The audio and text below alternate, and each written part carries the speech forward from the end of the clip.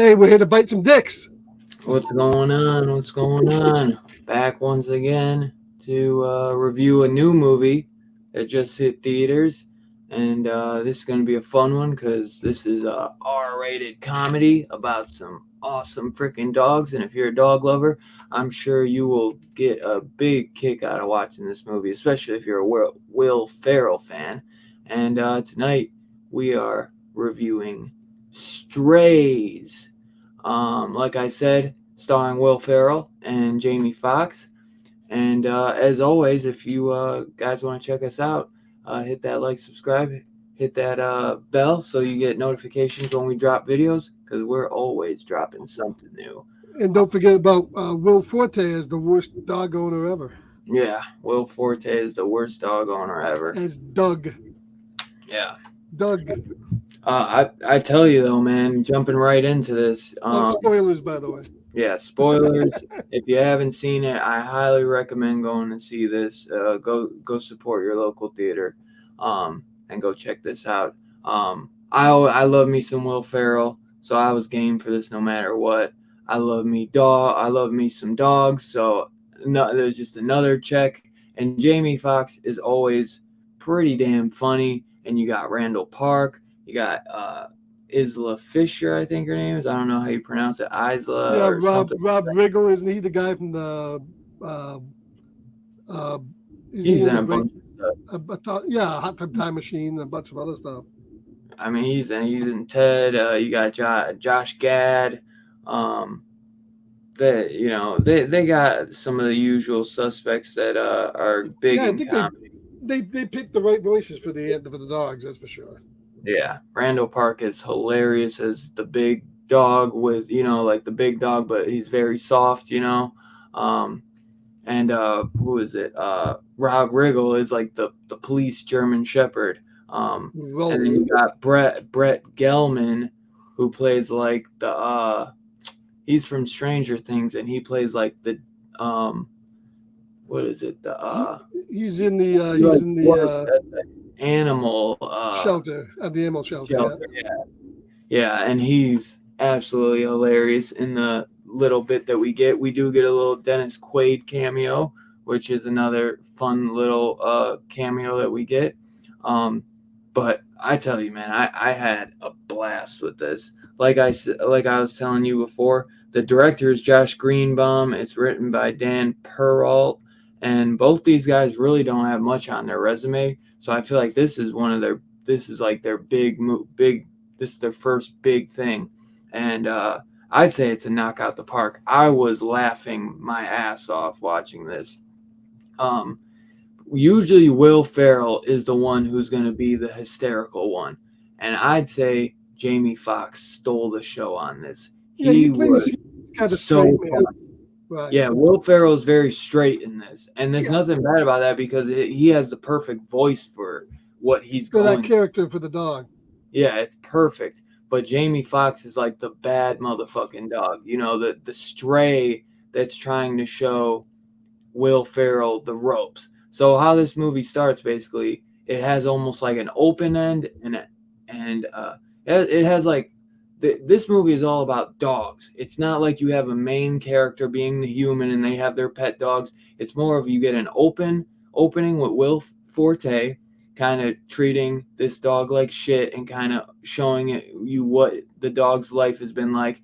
And then you get this joke that Will Forte keeps throwing this ball and dropping the dog, Will Ferrell, off at further spot, and he keeps coming back with the dog or the ball, and he's like, fuck. Yeah, so the fetch and fuck game. Farther and farther, yeah. Fetch and fuck game. And every time he drops him farther, his dog finds his way back. And then he eventually drops him so far in New York that, that becomes the plot of him bumping into Jamie Foxx and two other dogs, Randall Park and the Isla, Isla Fisher, I believe. Maggie. The four main dogs are Reggie, Will Ferrell, Jamie Foxx as Bug, Maggie as Isla Fisher, which that's the girl from what is she's from a bunch. She's in Wedding Crashers. She's like the crazy redhead that gets with Vince Vaughn, and then Randall Park as Hunter, the bigger dog. And Will Ferrell runs into Jamie Foxx on the streets after he's been left on the New York slums, and Jamie Foxx saves him from these two big Rottweilers trying to steal his ball. And just from that, he kind of Bug, aka Jamie Foxx, kind of sees that, he's been dumped, and Will Ferrell's kind of like oblivious, like thinking it's still just a game. And he's like, nah, man, I'm going to show you the ropes, and I'm going to show you that being a stray isn't as bad as you think. You don't want a punk ass thing. You want to be on the streets where you can have fun, and it's absolutely hysterical. I mean, Yeah, walking down saying you piss on whatever you piss on, you own. Motherfucker, I got a house, I got 2 cars. He's like, I'm only 2 years old or 3 years old. He's like, and I'm a house owner. Fucking dog, man. It's just hilarious. Talking about fucking couches and shit. This is my favorite comedy of the year. And this movie, I was like, wow, man, they really went for it. Because a lot of comedies nowadays don't go the full R. They don't really go for it and earn that R rating if they even do to get an R rating. And this one, I felt really went for it. Yeah. I felt they could have went even a little bit more, but I feel like in this day and age, this was absolutely refreshing and just so. I think they also wanted to keep the dogs likable. I mean, yeah. The thing you left out is they finally let him know that he comes to the conclusion that Doug is a bad owner, and to get him back, he's gonna get the one thing that Doug likes the best. Because throughout the whole montage, all Doug is doing is like beating off to the whole fucking thing. Right. So he's gonna fucking go back and bite his dick off, and everybody's seen in the trailer. Right. And the whole movie's them getting back to Doug to do that. Yeah. But I love the I think if you just put dogs swearing, it's funny. Yeah. But this goes beyond that. I mean, they come up with some really clever situations for the dogs that go above and beyond that. The whole drug scenario they go through, and when they're in the I love that scene too, where this movie has heart. It's not just about swearing and getting them into funny stuff, but you do. If you're a dog lover, you'll love these guys. You really love these dogs, and you want them to succeed. And it has that one scene where they're at a carnival and they're shooting out fireworks, and what the fireworks appear to be to the dog. Loud as hell. And then for us, it's just nothing, And it shows them and the humans, and it's like nothing to them. So this movie has its finger on the pulse of like dogs, and you can tell it was made by people who love dogs. That one joke of the dog that's narrating his human's life, and they're like, "Shut the fuck up," and then they like won't listen to him, and then when they walk away, they're like, "Yeah, I'm the only guy that knows that he's a serial killer and that he's got 3 bodies but hidden behind the thing." Yeah, the narrator dog. And that's another thing that your dog knows. I feel like if dogs could talk, the secrets that they would be able to share, because I feel like we're able to be ourselves around dogs when a lot of people can't, like how he's talking about Will Forte jerking off all the time and doing this and doing that, just you know what I mean, just doing all the personal level things. And I think a lot of movies would have, when they got to that scene, I was scared because it was like these two people, a young guy and a young girl, the serial killer there. And I thought at that point, oh no, okay, we're gonna have these guys go along, and it's gonna be their love. That's what all these other movies would do. This movie keeps the focus on the dogs. Right. And that, there's other human characters in it, and they get a few scenes with them, but the movies stays with the dogs, and that's a wise move to do. Yeah. Because it's done all from their perspective. Yeah, and what it would like from a human's perspective, and making the dog side characters. And it's a very short or very simple plot. They're just they're trying to get to back to Will Ferrell's house and bite Will Forte's dick. Right. And at the end, the main dog Reggie, starts wavering. He's gonna let Doug skate. But they don't. I mean, this movie did go kind of hard. They didn't let Doug off at all. He's a total asshole that's going to murder these dogs and kill them and do harm to them. And they really went pretty dark there. And then that's when they make that decision to follow through, and that's just I love. hilarious. They put his hands on, like you just see Yeah, the they paws go on his shoulders, and then you see both dogs like grab his ankles and spread his legs open. yeah, And fucking and we won't spoil. There is a post ending, a post sequence at the end. We won't spoil it. yeah. Go see the movie. I love the The song too when they like do the whole yeah, showdown at the the end. scene at the end is really good. It's so funny. But even with a simple premise, it definitely does have a lot of heart to it. And it kind of, shows that, you get that sometimes like one of the biggest thing that Reggie says is I just want to be called a good boy. You know what I mean? At the end of the day, it's like all dogs want is love. You know what I mean? They just want love from their human owners, And I think I really enjoyed getting this just the perspective of the dogs instead of just it being like a dog. What is it? A dog's purpose or one which they do mention in this, which I believe Dennis Quaid is in, which I do love that movie as well. He's in a lot of dog movies too. Yeah, that's why I figured they put him in this. Right. I'm glad they didn't bring any melodrama in. None of the dogs get run over or anything like that. I'm glad they stayed clear of that stuff. That is a golden finch. I've been looking for that one. Yeah, and then in his book, it all just says bird. Holy shit, that is some weird fucking shit. And I'm Dennis Quaid, and I've seen a lot of fucked up shit.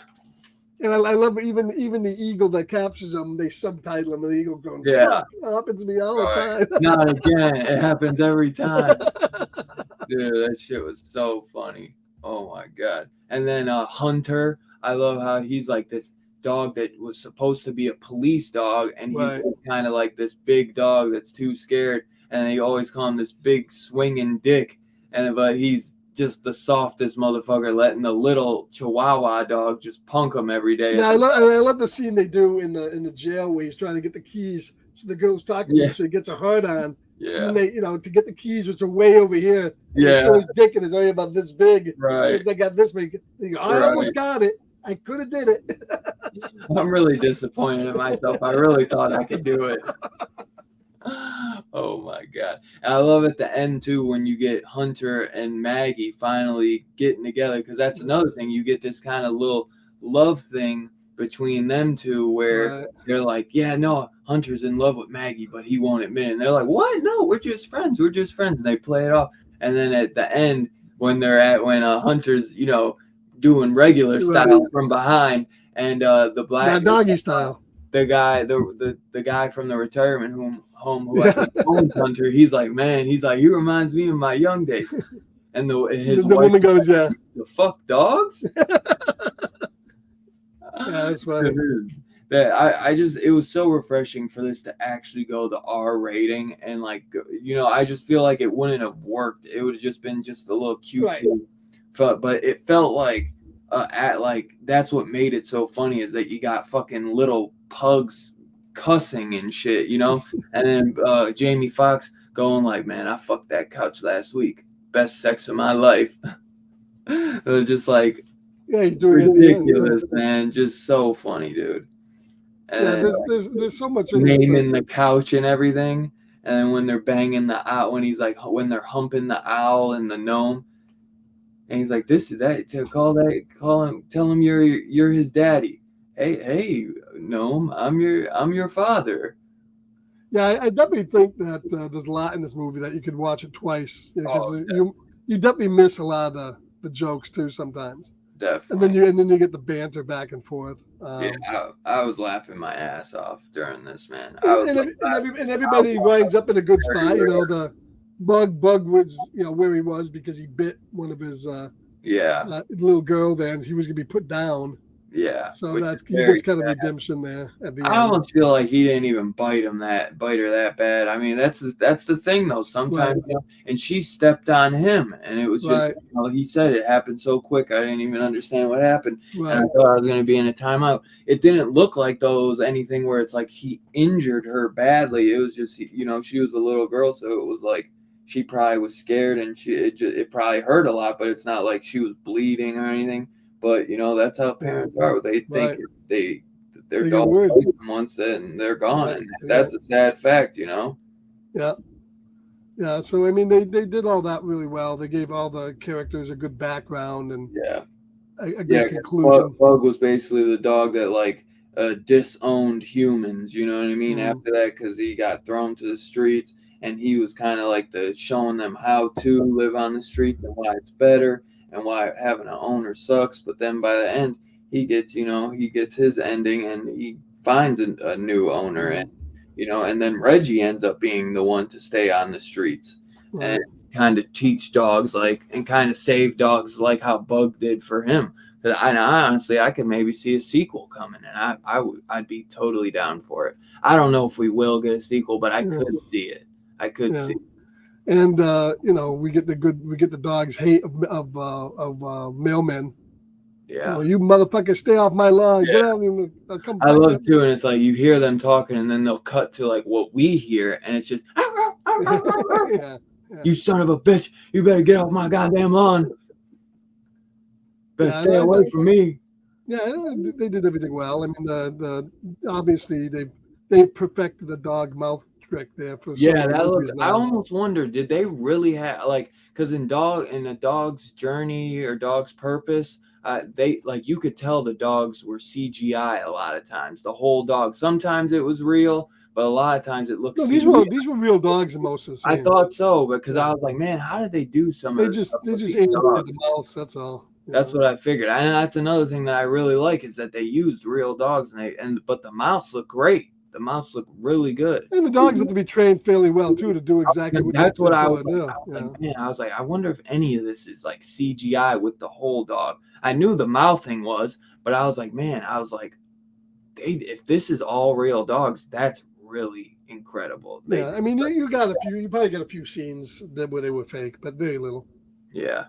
Yeah, if there was, man, I couldn't notice because they all looked real. And I love, as I said, I love Will Forte. He's got that character down to a fucking science. That sleazebag character, definitely. He always plays that really well. And I said the guys who produced this movie were the guys who did that Last Man on Earth series with him. Oh yeah, and Phil Lord.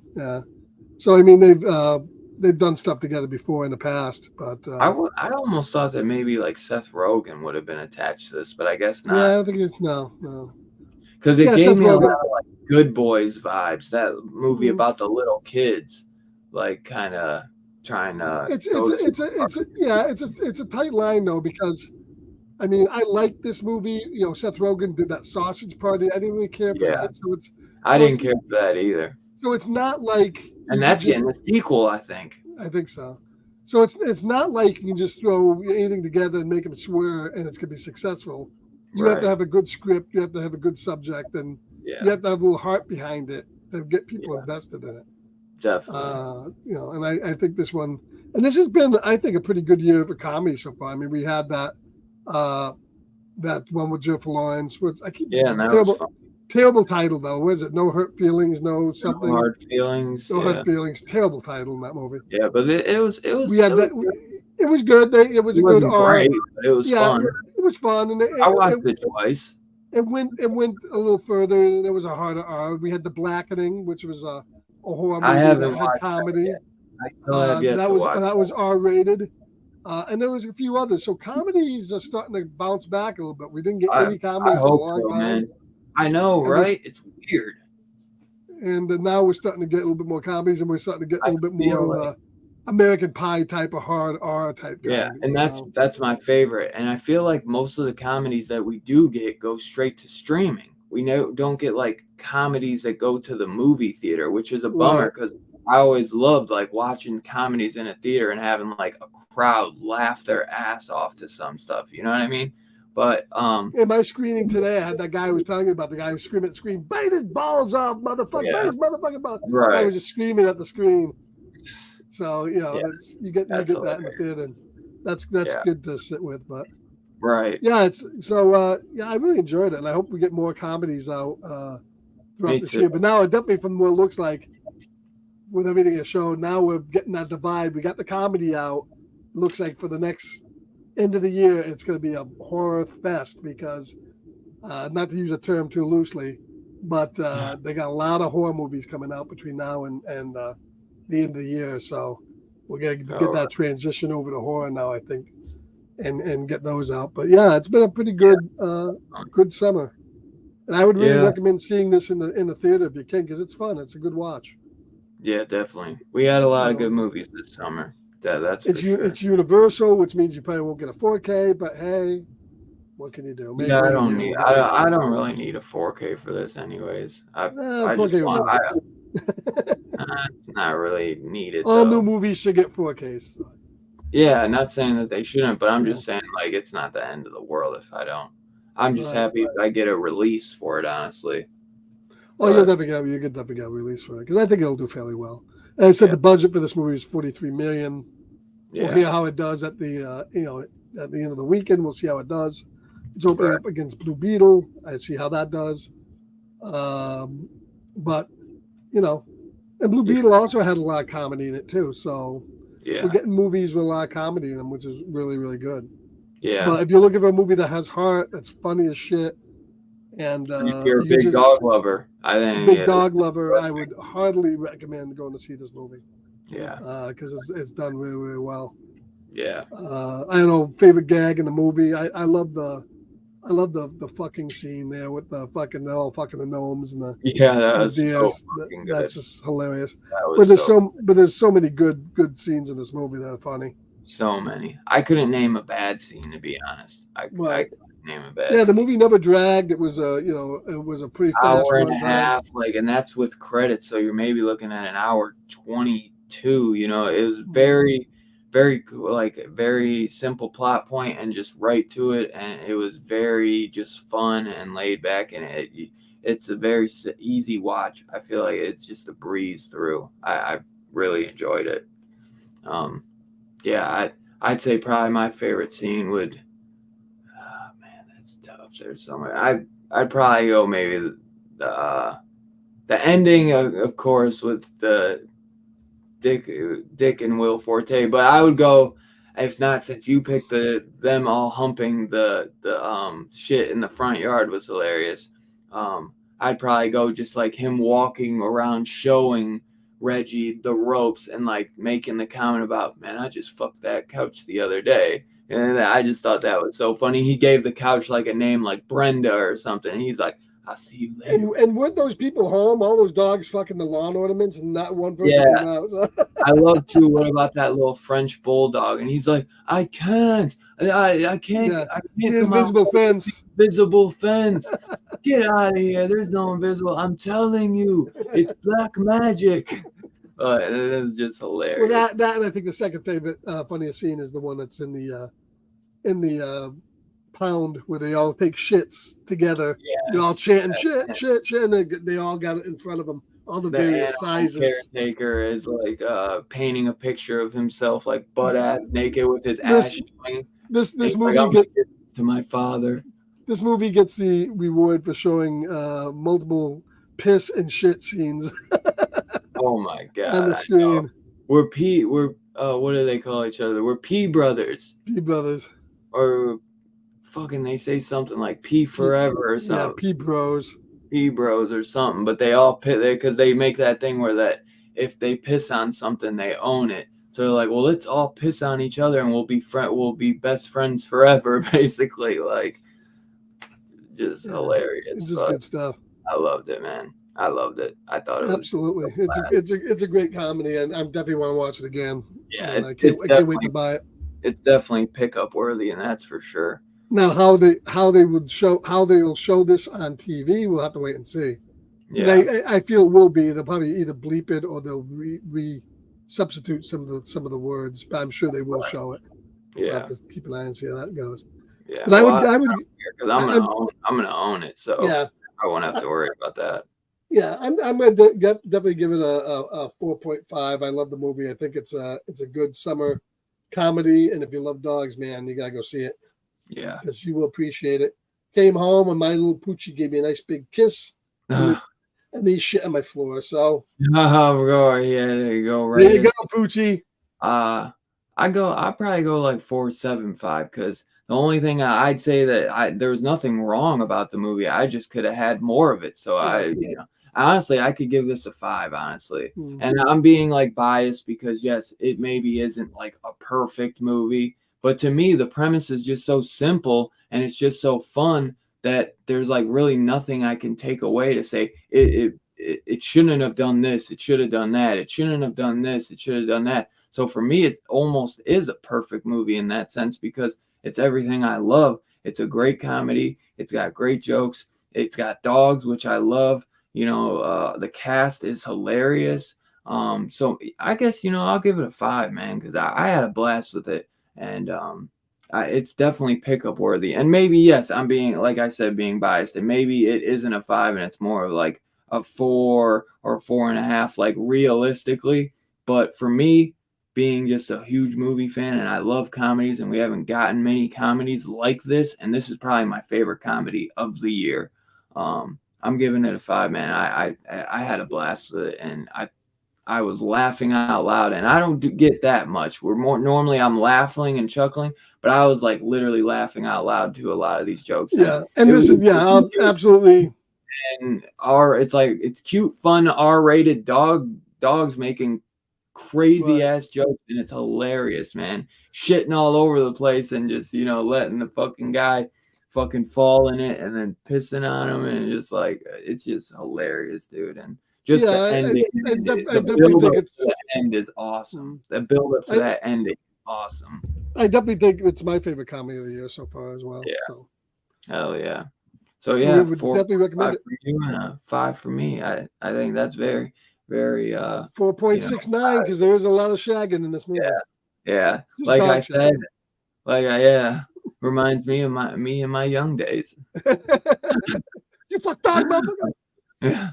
So me and Scarpad highly recommend going and checking this out in theaters. That's for sure. And I think I say for the both of us that this is pickup worthy when it comes out on Blu-ray or hopefully 4K. I'm not counting on it.